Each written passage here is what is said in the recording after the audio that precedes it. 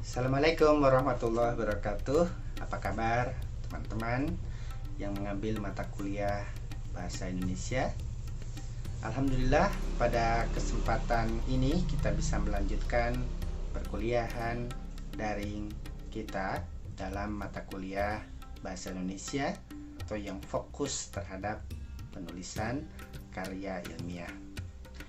Pekan lalu Anda semua sudah melakukan paragraphing, sudah menyusunnya dalam paragraf-paragraf sehingga sudah tersusunlah karya ilmiah sederhana dalam bentuk paragraf-paragraf tersebut.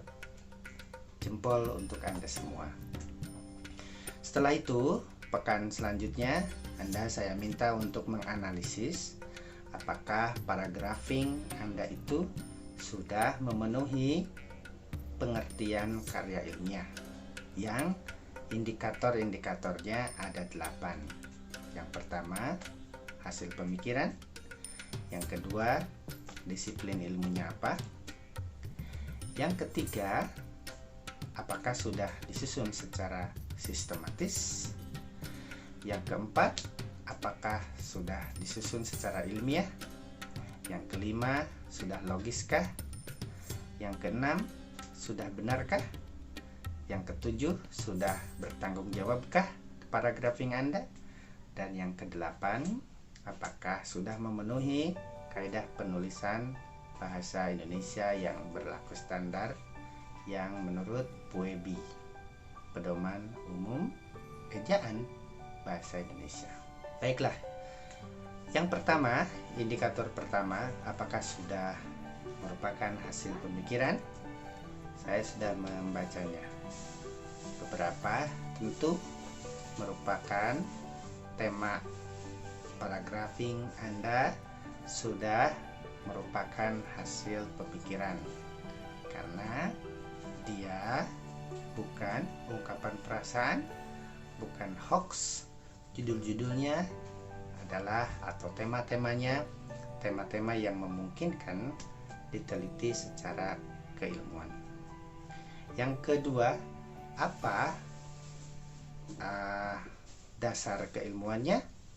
Jawabannya iya, karena kita sewaktu mendesain bagian pendahuluan sudah mengatakan di situ bahwa kajian ini atau tema ini menggunakan pendekatan sosiologis atau teologis, menggunakan teori apa.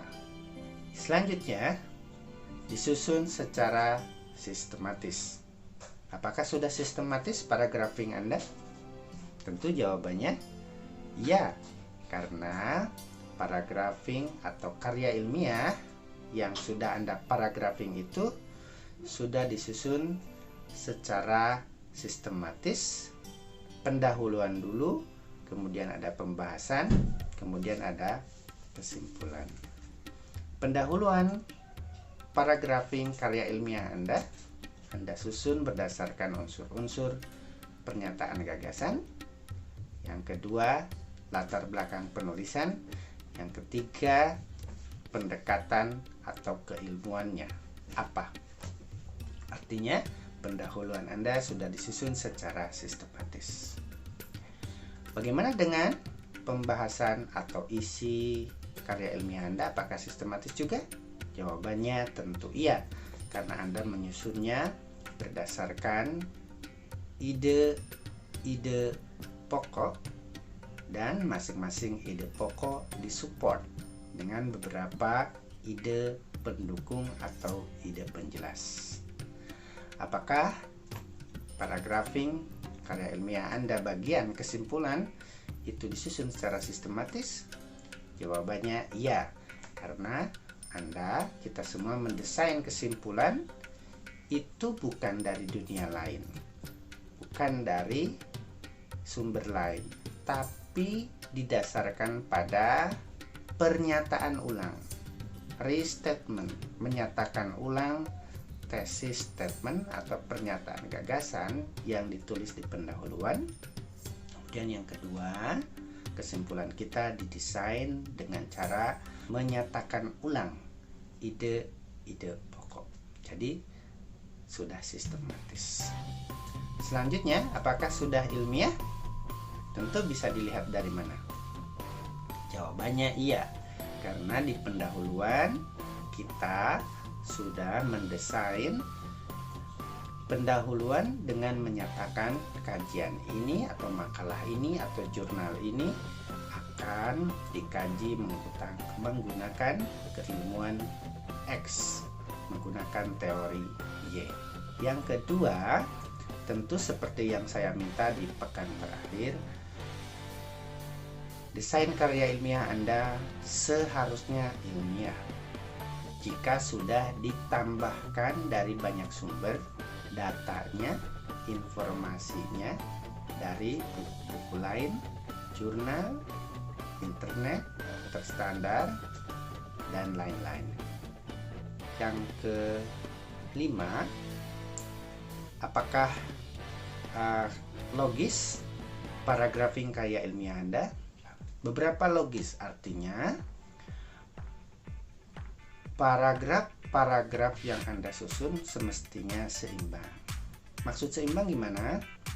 Misalnya pendahuluan hanya 1-2 paragraf, itu logis.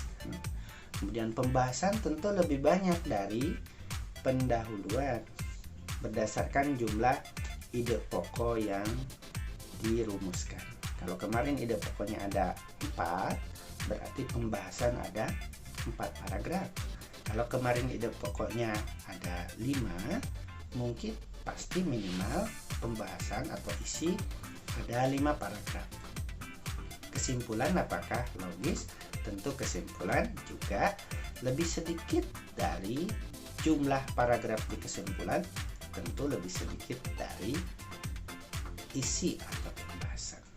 1 paragraf atau 2 paragraf jika kesimpulan Anda ditambah dengan saran. Walaupun saran kan bisa 1 atau 2 kalimat saja. Selanjutnya, yang ke-7, apakah sudah benar paragrafing karya ilmiah Anda? Tentu kita didasarkan pada data-data tadi berhubungan dengan yang kriteria ilmiah. Penjelasan-penjelasan tambahan untuk ide-ide penjelas tentu harus didasarkan pada bukti-bukti berdasarkan keilmuan yang kita pilih. Bukan menurut saya, bukan pokoknya, tapi harus berdasarkan pada data, baik data pustaka dari buku-buku maupun dari data-data lapangan, mungkin melalui wawancara atau interview. Selanjutnya, apakah sudah bertanggung jawab paragrafing Anda? Ada yang bisa jawab? Ya atau tidak? Dah, betul sekali. Menurut hemat saya, paragrafing yang Anda serahkan itu belum bertanggung jawab. Gimana kriteria sebuah desain karya ilmiah atau karya ilmiah jadi atau makalah ilmiah jadi itu bertanggung jawab? Yang disebut dengan bertanggung jawab itu menyangkut isi dan teknis penulisannya. Sebuah desain karya ilmiah atau karya ilmiah yang sudah jadi, baik makalah, jurnal, skripsi, dan lain-lain, dikatakan bertanggung jawab kalau sudah mengikuti teknik-teknik pengutipan sumber, juga memenuhi teknik pengutipan kata, frasa, dan kalimat sesuai teknik penulisan karya ilmiah. Artinya, bertanggung jawab dari isi dan teknis ini, kita semua tidak melakukan plagiasi atau plagiarisme. Kalau itu ide orang, tentu kita harus tulis pengutipan sumbernya, baik dengan footnote maupun dengan body note, baik dengan catatan kaki kaki maupun catatan perut. Nah, di unsur yang ketujuh atau kriteria yang ketujuh penulisan karya ilmiah ini, saya lihat dari desain-desain yang Anda serahkan belum bertanggung jawab. Artinya, ketika Anda menjelaskan pengertian X, misalnya unsur-unsur X dan pokok-pokok pikiran yang lain, Anda belum, karena memang belum dipelajari, belum menggunakan teknik penulisan sumber supaya tidak melakukan plagiat atau plagiasi atau plagiarisme. Dan itu tidak boleh dilakukan di dalam dunia akademik. Itu adalah dosa besar akademik. Baik kawan-kawan. Nah, kajian kita pada pekan ini adalah tentang plagiasi ini atau plagiarisme ini. Saya minta kepada kawan-kawan untuk mencari informasi tentang plagiarisme beberapa hal. Yang pertama, apa itu plagiarisme? Yang kedua, mengapa orang melakukan plagiarisme padahal itu tidak boleh? Yang ketiga, bagaimana caranya atau teknik apa yang harus kita lakukan sewaktu menulis karya ilmiah agar terhindar dari pelanggaran kode etik menulis yang namanya plagiarisme. Tiga pertanyaan itu yang Anda cari di perkuliahan hari ini di sumber manapun. Clear? Kalau sudah, Anda kumpulkan di WAG sebagaimana biasanya. Terima kasih teman-teman atas perhatiannya. Tetap semangat.